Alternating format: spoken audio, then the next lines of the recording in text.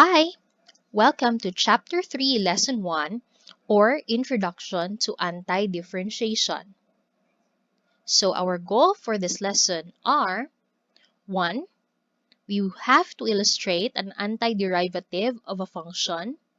And 2. We have to compute the general antiderivative of a polynomial, radical, exponential, and trigonometric function.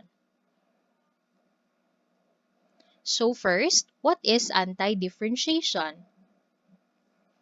So, a function is called an antiderivative of a function of an interval f if f of x equals small f of x for every value of x in I or the interval.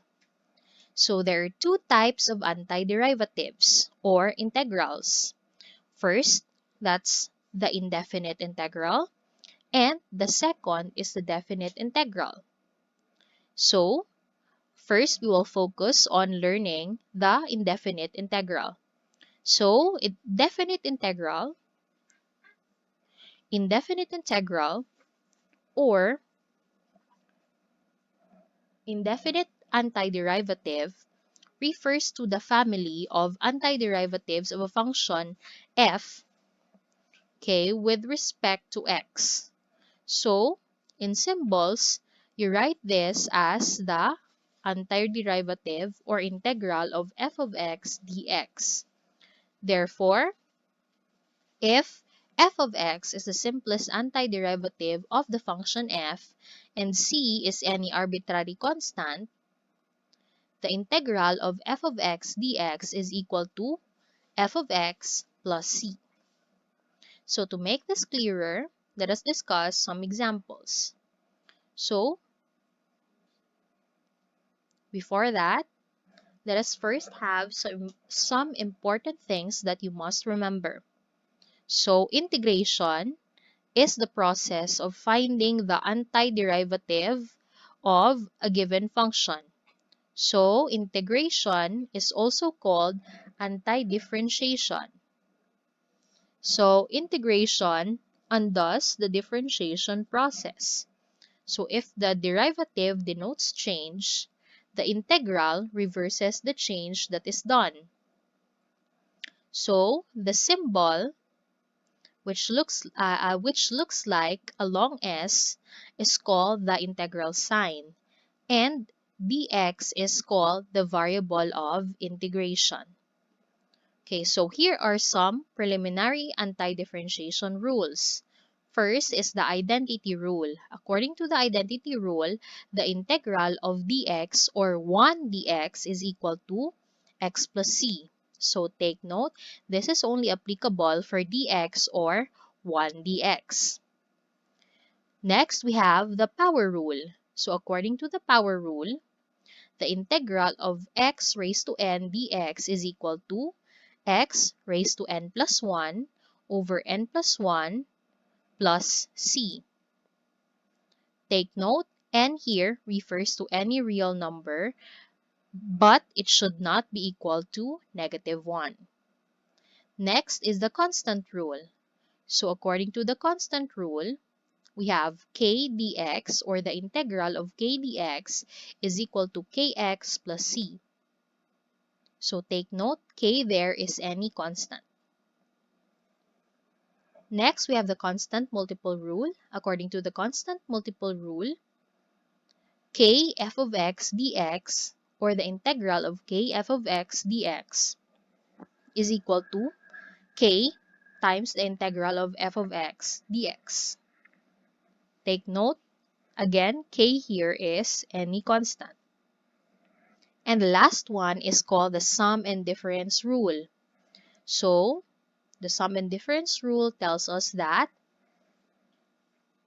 the integral of f of x plus or minus g of x dx is equal to the integral of f of x dx plus or minus the integral of g of x dx. So, to clear this up, let us have some examples which utilizes the various preliminary antidifferentiation rules. First, let's have the constant rule. Again, according to the constant rule, the integral of k dx is equal to kx plus c. So, some examples, we have to evaluate the following integrals. We have first, the integral of 6 dx. So, following the constant rule, integral of 6 dx is 6x plus c. Okay? So, what you have to do is, you simply have to put x plus c in the constant. Next, the integral of 10 dx. Again, we multiply the constant by x, then plus c. So that will be 10x plus c. Another example, we have negative 5 dx. So, again, multiply the constant by x, then simply add c. So that's negative 5x plus c. So that's the constant rule. Again, to recall, the next one is called the identity rule. It only works for the integral of dx or 1 dx. So take note, the integral of dx or 1 dx is x plus c. Next, we have the power rule. According to the power rule, the integral of x raised to n dx is equal to x raised to n plus 1 all over n plus 1 plus c. Take note, n or the exponent n could be any real number except for negative 1. Okay, some examples we have the integral of x raised to 4 dx. Again, we add 1 to the exponent and divide it by n plus 1. So, that will be integral of x raised to 4 dx. So that's x raised to 4, then add 1, divided by 4 plus 1, then plus c. Then we simplify x raised to 4 plus 1, that's x raised to 5, all over 4 plus 1, that's 5, then plus c. Okay, so the integral of x raised to 4 dx is x raised to 5 all over 5 plus c. Another example, we have x cubed dx. Again, we add 1 to the exponent, so that's x raised to 3 plus 1 all over 3 plus 1 plus c.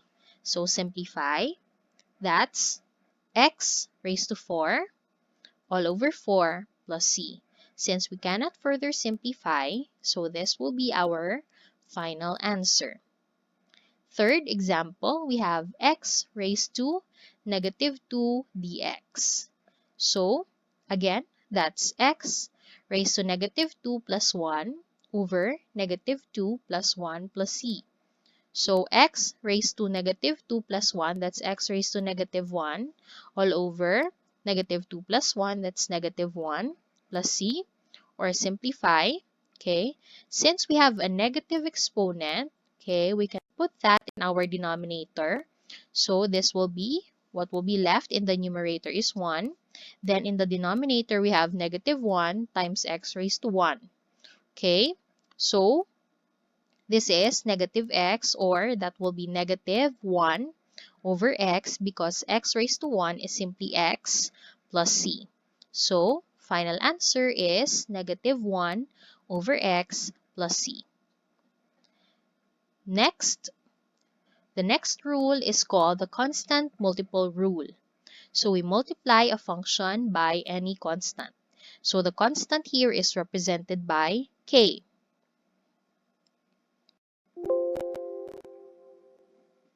Okay, so the constant here is represented by k.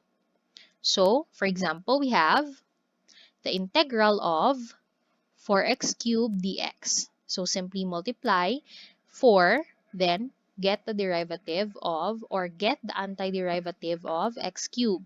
So, that's 4 times the integral of x cubed. So, simply use the power rule. So, this is 4 times derivative of x cubed is x raised to 3 plus 1 over 3 plus 1 plus c. Then simplify. This will be 4 times x raised to 4 all over 4 plus c. So that will be, we cancel out 4. So that's x raised to 4 plus c. Next, we have 3x raised to 5. Again, this is simply the integral of 3, okay, or 3 times the integral of x raised to 5 dx. So this is 3 times x raised to 5 plus 1 over 5 plus 1 plus c. Then simplify. This is 3 times x raised to 6 all over 6.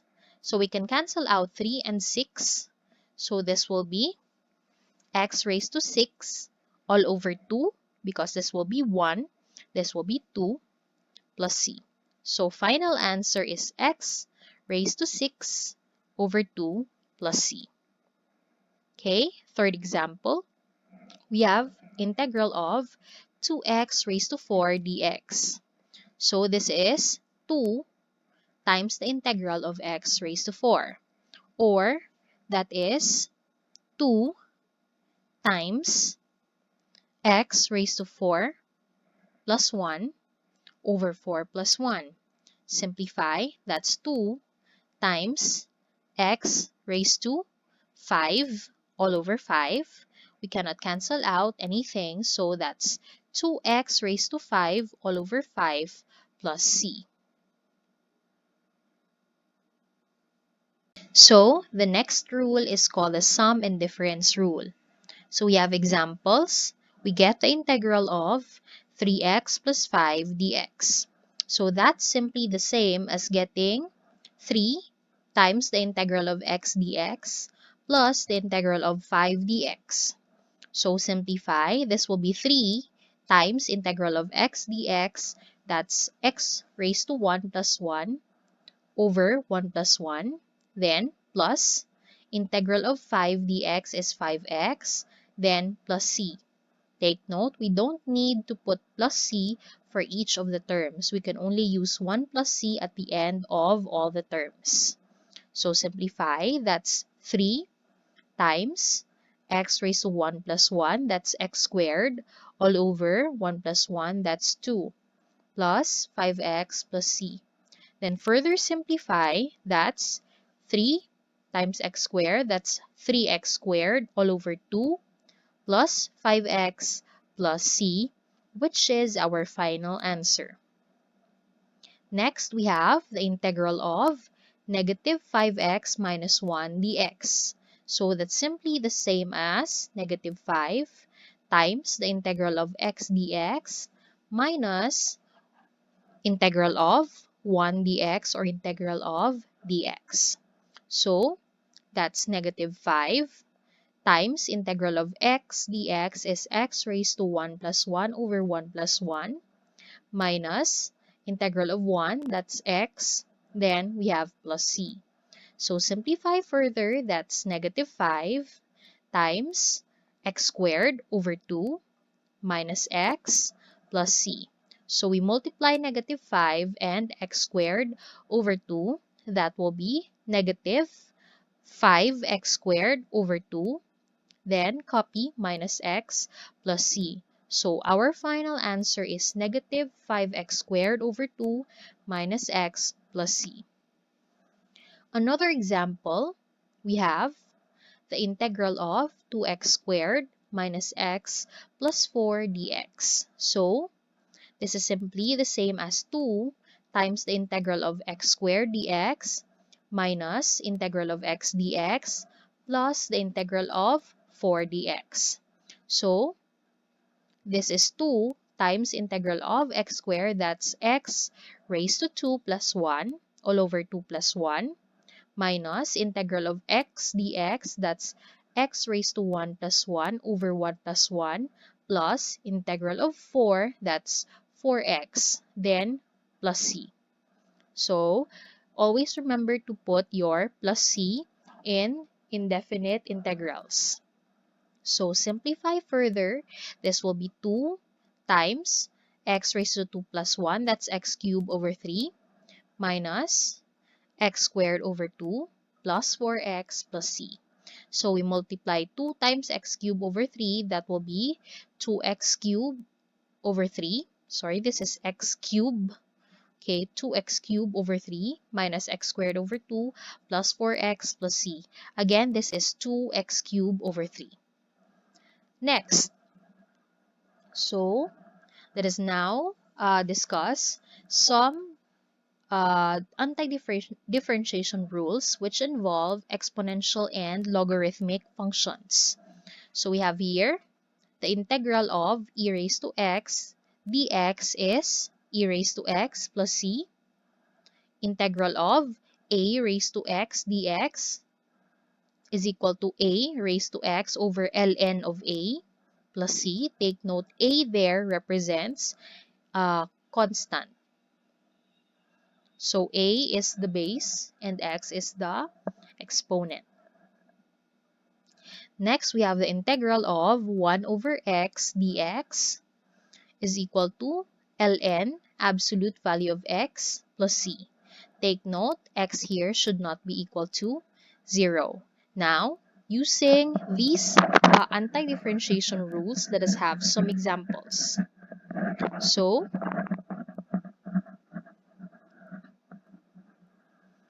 we have integral of 5 raised to x dx. So we will use the first or the second rule rather. A raised to x dx is simply a raised to x over ln of a. So what we do here is we have, so this will be integral, that's 5 raised to x over ln of the base, that is 5, then plus c. Again, pattern is get the exponential expression, that's 5 raised to x, that will be in our numerator, all over ln of the given base. So the base here is 5, then plus c. So that is our final answer. Second example, we have the integral of 2 raised to x plus 3 dx. So, first, let us use the laws of exponents to express 2 raised to x plus 3 in another way. So, take note, 2 raised to x plus 3 is simply the same as 2 raised to x times 2 raised to 3. Now, 2 raised to 3 could simply be expressed as 8 because that's 2 cubed or 2 times 2 times 2, or that's 8. So that's 8 times 2 raised to x. So instead of using 2 raised to x plus 3, we could use 8 times 2x or 8 times 2 raised to x rather. So going back to our given integral, we have integral of 2 raised to x plus 3 dx is also the same as the integral of 8 times 2 raised to x dx. So, using this, we could use our constant rule. So, that's simply the same as 8 times the integral of 2 raised to x. So, using this strategy in example number 1, so that's 2 raised to x over ln of 2 because our base here is 2, then plus c. So, simplify. That's 8 times 2 raised to x over ln of 2 plus c, or you could also express this one as 2 raised to x plus 3 over ln of 2 plus c. So, either of these two could be your answer. Another example, we have the integral of e raised to x minus 1 over 7x dx. So, take note, you could express this as integral of e raised to x dx minus the integral of 1 over 7x. So, take note, You could still simplify integral of 1 over 7x as 1/7 times the integral of 1 over x dx. So based on the rules given in the previous slides and examples, the integral of e raised to x is still e raised to x minus 1/7 times integral of 1 over x is simply ln of absolute value of x plus c.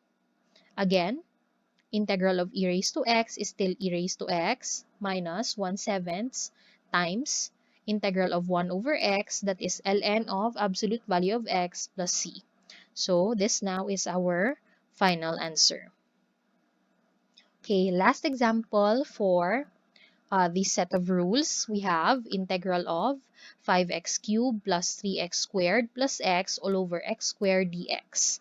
So to further simplify this, we could divide each term in the numerator by x squared.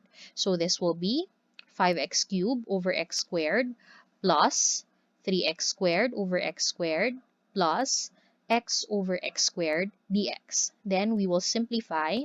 So that will be integral of 5x cubed over x squared. So that will be 5x plus 3x squared divided by x squared. So x squared will be cancelled out. That will be 3 plus x over x squared. So we cancel out common denominator or common factor, that is x. So that will be 1 over x. So this expression could now be simplified as 5x or integral of 5x plus 3 plus 1 over x dx. Then we could now get the integral of 5x dx plus the integral of 3 dx plus the integral of 1 over x dx. So integral of 5x, that's 5x raised to 1 plus 1 over 1 plus 1, plus the integral of 3, that's 3x, plus integral of 1 over x, that's ln absolute value of x plus c. So simplify, this will be 5x squared over 2 plus 3x plus ln of the absolute value of x plus c. And that is our final answer. Now, aside from polynomial, exponential, and logarithmic functions, we also have rules for trigonometric function. So take note, integral of sine x dx is negative cosine x plus c. Integral of cosine x is sine x plus c. Integral of secant squared x dx is tangent x plus c. Integral of cosecant squared dx, cosecant squared x dx, that's negative cotangent x plus c. The integral of secant x tangent x dx is secant x plus c. Integral of cosecant x cotangent x dx, that's negative cosecant x plus c. Integral of tangent x dx, that's negative ln of the absolute value of cosine x plus c. Integral of cotangent x dx, that's ln absolute value of sine x plus c. Integral of secant x dx, that's ln of the absolute value of secant x plus tangent x plus c.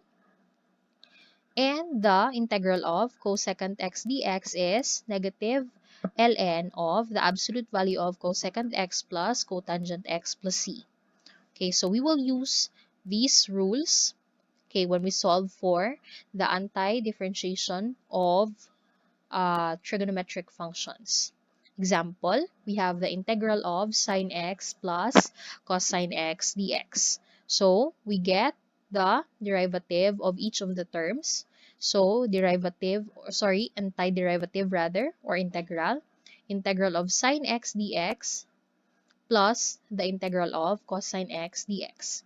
So the integral of sine x is negative cosine x plus the integral of cosine x here is sine x plus c, or negative cosine x plus sine x plus c could also be expressed as sine x minus cosine x plus c.